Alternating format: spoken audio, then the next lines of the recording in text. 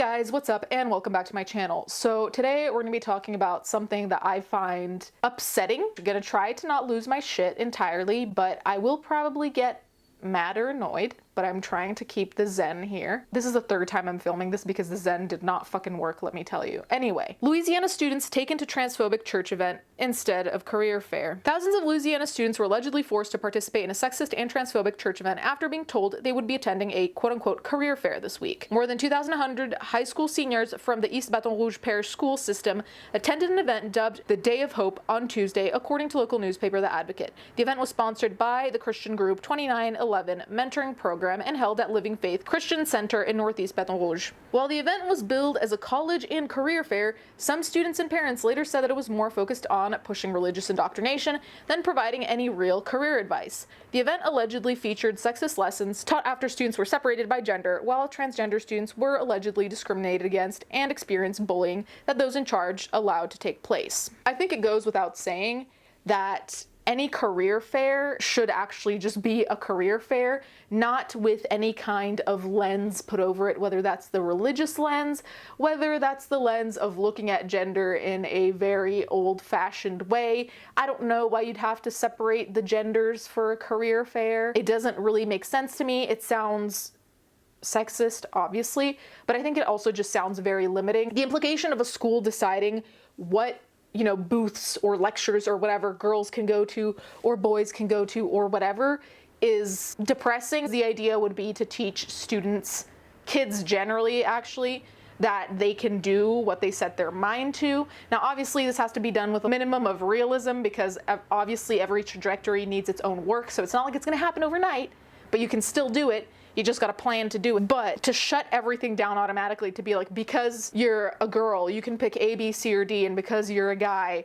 you can pick A, B, C, or D. If you even identify as something that's neither of those, I don't even know what they'd tell you or if they just choose for you. The fact that transphobia is involved makes me think that they'd probably choose for you. Brittany Bryant, a teacher at Woodlawn High School and the mother of a transgender student who attended the event, said on Facebook that she had been forced to endure watching over 2,000 students' rights be violated while acting as a chaperone at the traumatic event. Inside the church, boys were instructed to go outside while the girls were left in the church for girl talk, wrote Bryant. My transgender child was discriminated against for walking out. I stayed and listened to the discussion. They talked about rape, forgiving the offender in life, suicide, prayer leadership, and many more dark, controversial topics. We had females in the bathrooms crying due to the topics of discussion. I don't really know in what world this really qualifies as girl talk, but my idea of girl talk was silly, gossipy stuff, who has a crush on who, very lighthearted stuff. Girl talk to me is not really synonymous with dark. Now, I'm not really gonna comment on prayer and stuff like that because I'm not religious, so I just think that should be an option for people if they want to talk about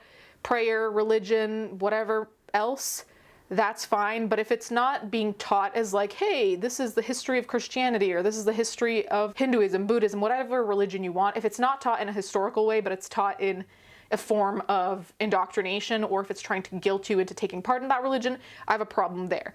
But again, I'm not really going to comment on that because I think it's obvious that there has to be a separation and also a conscious choice for students to decide whether they even want to share what they think about religions, what they believe in. That's pretty personal for a lot of people. What I am going to touch on is rape and forgiving the offender in life. I really did not know what to say about this one, hence the many filmings of this. I still don't really know what to say. First of all, you're not going to tell victims what to do. So you can offer advice, offer things that would help them, offer resources that would help victims. But surely telling them to forgive or how to forgive whoever violated them, no. When it comes to telling people how to feel or what to do with said feelings, I'm not here for it. I feel like it's really diminishing what someone went through to just be like, oh, forgive them. Oh, you put someone through trauma, they might have to, if they can, go to therapy for a long time. They might have PTSD for a very long time. There are a lot of things that are gonna come from that affect people for years and years, and you're just gonna tell them to forgive the person who caused this pain on purpose. Talking about rape in the right context is important, but I underline in the right context because I think first of all, unfortunately, we need to prepare young people for the worst that can happen. I think in a lot of, like, I remember when I had PE, we had safety classes where they taught us how to defend ourselves if we were ever attacked, if someone tried to grab us, whatever. And again, that wasn't even separated by gender either. I do think it's important to teach a certain level of protection, or to know what to do if something does happen to you. Like if you have to go to the police, if you have to go to the hospital, what to do, what to say, who to contact, all of these things, super important, but there's a time and a place, and I don't think people should be walking into that blind. Especially if any of these students have gone through something, you might really trigger a very horrible response, and the students might really suffer because of their response due to a prior experience. Meanwhile, the boys were left outside in the extreme heat. She continued, the boys were escorted in and then the girls outside. The boys' topic was titled Real Talk. From the beginning, no topics were discussed, but began male chauvinistic competition for monetary reward for winners, then proceeded to complete for push-ups for more money. They were hyped up and egged on. Bryant went on to say that she was sad to hear from students that there were transgender students who were bullied, saying that other students poured water on top of transgender students' heads without any repercussions by any of the adults present. In addition to alleged religious indoctrination, sexist lessons, and transgender bullying, the event also allegedly forced some students to register to vote in order to receive food. Bryant said that she was appalled by the event and pointed out that she personally would have been put under leave until investigation completion if she had ever dared to mention anything about sexual orientation, religion, or political agendas in my classroom. Alexis Budiak, a student, also denounced the event in a Facebook post, calling it a horrible experience that was deceptively not advertised as a religious event, but rather a college fair. The majority of students chose to attend this field trip on the premise of free food and the opportunity to skip class, Budiak wrote on Tuesday. The majority of students were not only disappointed by this event, but traumatized as well. I attended this college fair as someone who plans on applying to colleges soon, so I was disappointed once I saw what the event actually was. Now, this is a very recurring theme in the entire story that we're covering here. We see manipulation, we see deception, we see a general lack of transparency, let's put it that way. Now, if we think about everything that was just said here, so we have transgender students that were being bullied, and apparently there was no reaction from adults present, which is disgusting and disappointing. It's so completely disgusting that nothing was done here, especially in the context of everything, because had the context been different, I could almost give a benefit of a doubt and say, maybe they didn't see what happened. Maybe they weren't there. There are obviously situations where the teachers aren't present to see what happened and therefore can't step in.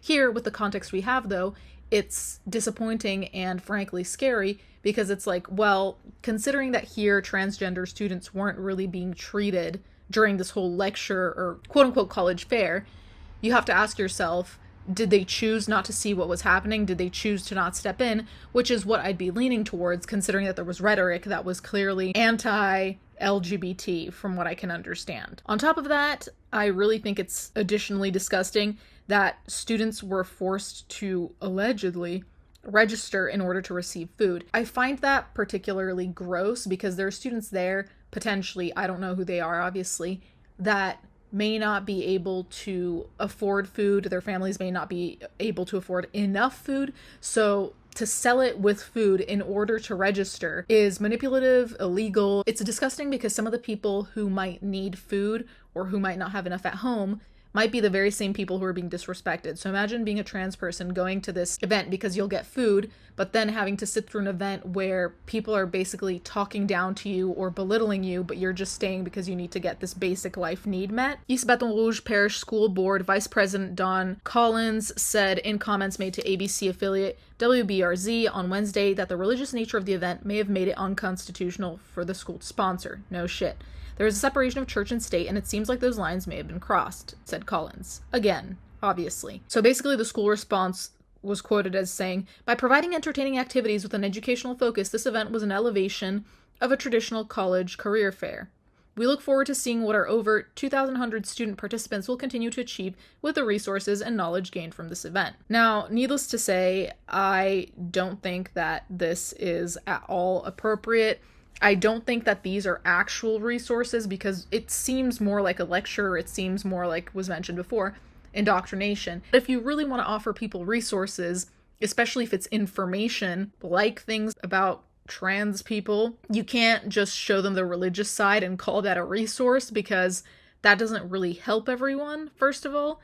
And second of all, you're just really giving them biased information. And aside from that, if you're going to talk about rape and assault, I at least hope that there were resources given there for people who have gone through something, for trauma counseling, for anything like that, because truly that would actually be really helpful. Whereas a lot of this other stuff seems, like I said, manipulative and also coercive as a way to kind of quote unquote get people on your side as opposed to giving them the information they should have. Anyways, guys, let me know what you think in the comments down below. Thank you guys so much for watching. Thank you to my patrons as always, and I'll catch you guys next time.